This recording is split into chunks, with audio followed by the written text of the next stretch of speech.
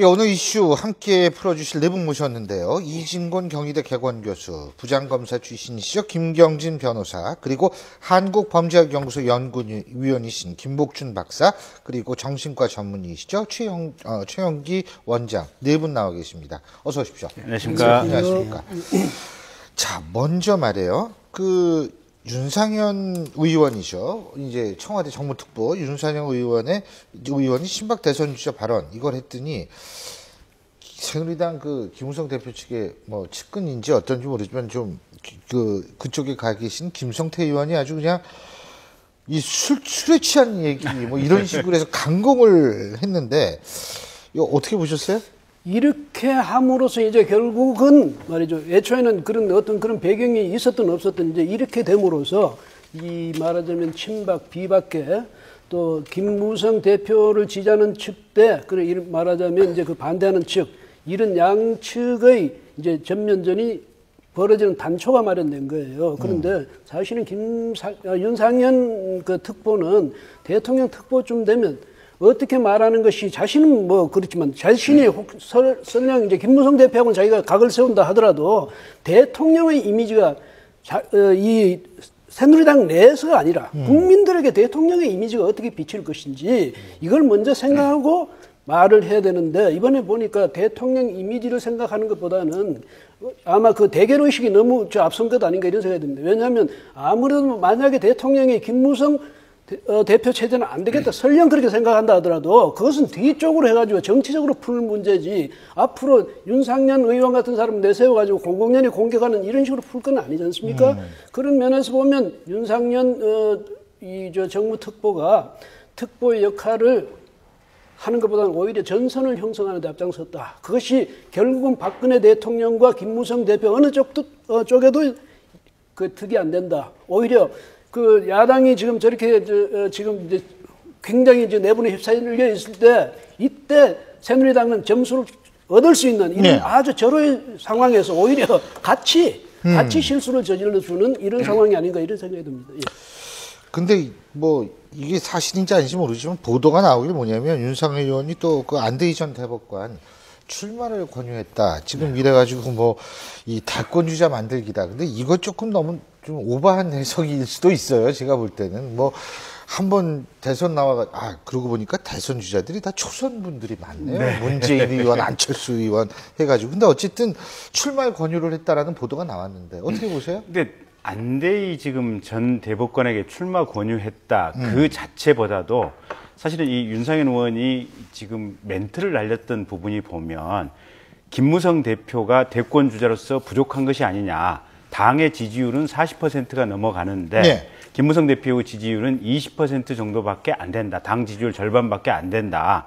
그래서 우리 당에서는 좀 더 뭐랄까 이제 친박계 쪽에서는 적절한 대권 주자를 찾아낼 수도 있다. 그러면서 구체적으로 충청권 그다음에 영남권을 얘기했고 3선 4선 의원을 얘기했지 않습니까? 근데 그거는 페인트 모션일 수 있어요. 축구에서 왜 페인트 모션 있잖아요. 예. 근데 이제 문제는 여기에 있어요.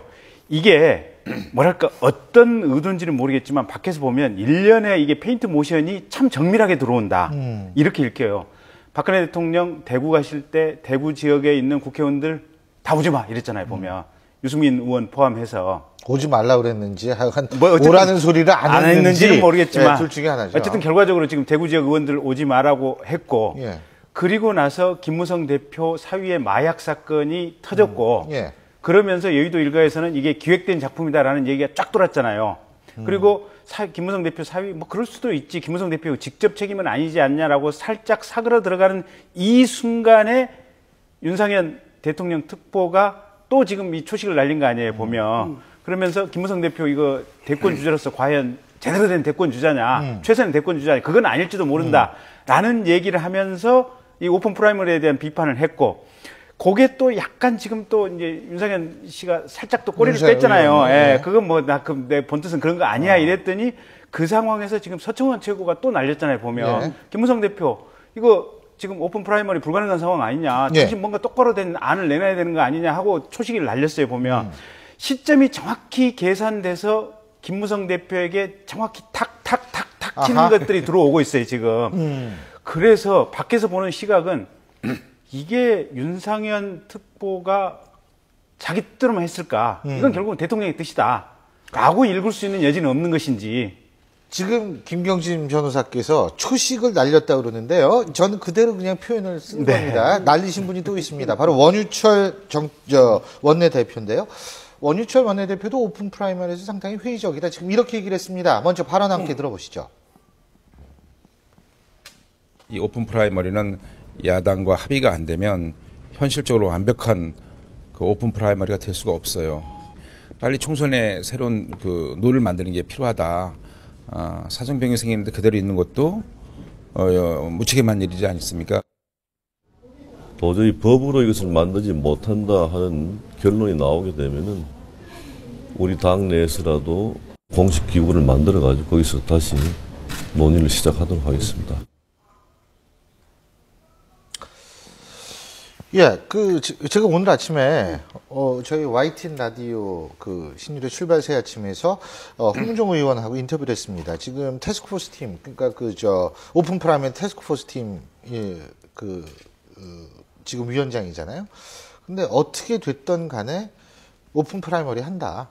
지금 그렇게 얘기를 하고 있는데, 예. 근데 제 개인적으로 한쪽에서는 날리고 한쪽에서는 막고. 제 개인적으로 말한다면 오픈 프라이머리는 정당 정치의 기본 그 정신에도 원리 여기에 비하면 다소 좀 안 맞는 그런 측면이 있거든요. 근데 미국 같이 정당이 사실 우리 정당은 다르잖아요. 정당 체제가. 그런 느슨한 정당 체제에서 또 원내 정당화되어 있는 그런 데서는 말하자면 뭐 오픈 프라이머리 할 수밖에 없는 상황이지만은 우리나라 같은 이런 나라에서 오픈 프라이머리 중앙당이라는 이 강력한 체제를 갖고 있으면서 오픈 프라이머리 해서 그럼 공천은 국민들이 해 주십시오. 책임은 우리가 안 집니다. 뭐 이런 식이 돼버리거든요. 그래서 물론 김무성 대표가 저렇게 말한 배경은 충분히 이해가 돼요. 뭐냐면 자기가 너무나 뼈아픈 경험을 2번이나 했거든요. 예, 그렇기 때문에 다른 사람 이런 억울한 경우가 없도록 하기 위해서 저렇게 하겠다는 그 충정은 이해가 되지만 애초에 너무 쉽게 그 오픈 프라이머리라는 걸 결정하지 않았냐. 그러니까 오픈 프라이머리 하더라도 그 세부로 들어가면 여러 가지 그 방법이 있을 수가 있어요. 그런 걸 차분히 차근차근 그다음 따져본 후에 구체적으로 뭘 하겠다 이래 나왔어야 되는데 자꾸 저렇게 해보니까 완전히 개방해버린 거다. 이렇게 되니까 문제가 좀 생깁니다. 이게 오픈 프라이머리는 어차피 지금 각 당의 대의원이나 사실은 당원들은 현역 의원들이 만들어낸 당원이나 대의원일 가능성이 상당히 높거든요. 현실에 있어서. 그러다 보니까 이제 완전 개방 국민 경선을 하게 되면 지금보다는 상대적으로 민주적인 공천이 가능할 것이다. 라는 얘기 때문에 원래 문재인 대표도 그렇고 김무성 대표도 그렇고 서로 두 분 다 당대표 될 때 오픈 프라이머리를 얘기를 했었어요. 근데 이제 문제는 자, 그러면 원유철 원내대표 얘기대로 지금 새정치연합 쪽에서 오픈 프라이머리 조금 이제 또 다른 이제 안을 냈으니까 어려웠다 이러면 사실은 기존의 새누리당 내부에 공천 룰이 있거든요. 2대 3대 3대 2 당원 반 국민 반에 있기 때문에 굳이 지금 저걸 김무성 대표를 몰아세울 상황은 아닌 것 같아요. 근데 일단 몰아세우고 있는 것을 보면 알겠습니다. 김무성 대표에게 쏟아지는 파상 공세의 일환이다. 이렇게 읽을 수 있는 여지가 충분히 있는 것 같아요. 근데 파상 공세인지 모르겠습니다만 지금 설상가상 내후외환으로 김무성 대표의 친일 논란이 다시 불거지고 있어요. 근데 이거는 뭐 사실 시민단체 쪽에서 다시 증거라고 이제 내놓은 거 아니겠어요? 그러니까 저는 뭐 그 김용주 그분을 전혀 잘 모르니까 그 어떻게 말씀드릴 수 없는데 사람이 태어나서 저 정도 나이까지 오더라도 수없이 많은 말을 하고 수없이 많은 사람 만나고 수없이 많은 행동을 했어요. 그 다음에 보다 큰 목적을 위해서 작은 어떤 양보를 할 수도 있고 하니까 그분이 지속적으로 친일을 했는지 아니면 어떤 강압에 의해서 그때 그냥 우리가 군대 가자든지 뭐 이렇게 이야기를 했는지 이런 것은 좀 냉철하게 따져보고 해야지 한 사람 매도해버리면요 그 사람이 전 인생이 매도가 되거든요. 그래서 친일 문제도 이제는 우리가 조금 냉정을 찾아서 저분이 정말 지속적으로 아예 속까지 완전히 친일하는 그 친일을 통해서 자기 이익을 지속적으로 도모했는 사람인지 아니면 그래도 그나마 내 것을 지키기 위해서 부득이하게 어떻게 강압에 의해서 그런 태도를 취했을 때가 있었는지 이것은 한번 따져봐야 되겠는데 어쨌든 그 사람을 공격할 때요. 만약에 야당에서 이렇게 공격한다면 저도 이해가 되는데 만약에 이것이 여당 내부에서 또 여권 내부에서 그 자기들의 권력 투쟁의 일환으로 이런 일이 이렇게 폭로가 되고 한다는 것은 좀 슬픈 일이죠.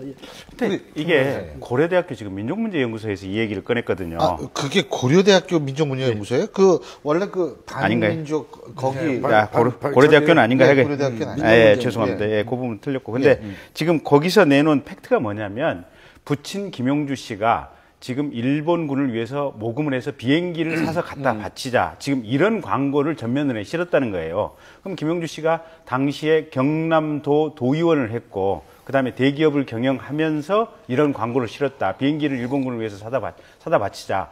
이 정도면 친일이 명백하다고 볼 수밖에 없는 상황이 아닌가 싶고요. 예. 그래서 최근에 이제 이 김무성 대표가 이제 교과서 국정화라든지 뭔가 조금 좀 이렇게 우익을 굉장히 강화하는 발언을 많이 했지 않습니까? 거기에 대한 반동으로 아마 이런 부분이 좀 튀어나오지 않았나 싶어요. 제가 알고 있는 거는 뭐 저는 그 내용을 잘 모르겠지만 그러니까 그 당시에는 조선 아니겠습니까? 예. 조선에서 자벌적인 모금에 의해서 비행기를 했다 그러면 조선어판으로 나와야죠. 국내에 조선어판으로 나와가지고 한글로 나와서 이게 돼야죠. 일본어판으로만 나왔다는 거 아닙니까? 그렇다면 그것도 완벽하게 그 민족문화연구소에서 얘기한 게 민족문제연구소에서 얘기한 게 완벽하다고 우리가 판단을 내린 것도 좀 성급하다는 생각은 듭니다. 알겠습니다. 근데 이게 지금 이제 우리가 이 해방돼서 우리가 사실 역사 청산이 제대로 안 됐기 때문에 이런 논란이 계속 끊임없이 나오는 건데 사실은 언젠가는 이거를 청산을 하던 극복을 하던 이제 이 문제를 확실히 좀 매듭을 질 때는 된 것 같아요. 지금 그러니까 부친, 선친 계속 뭐 이렇게 얘기가 나오는데 35년 동안 그보다 훨씬 더 오래 사실은 일본의 지배를 받았거든요. 그 이런 것이 우리가 이제 해방이 지금 45년이니까 70년 됐습니까? 이 기간 동안에 지금 말씀하신 대로 말끔히 정리되기는 어려운 거죠. 좀 더 세월을 두고 여유 있게 좀 이제 가는 그런 여유를 보여야 되지 않겠나. 예, 알겠습니다.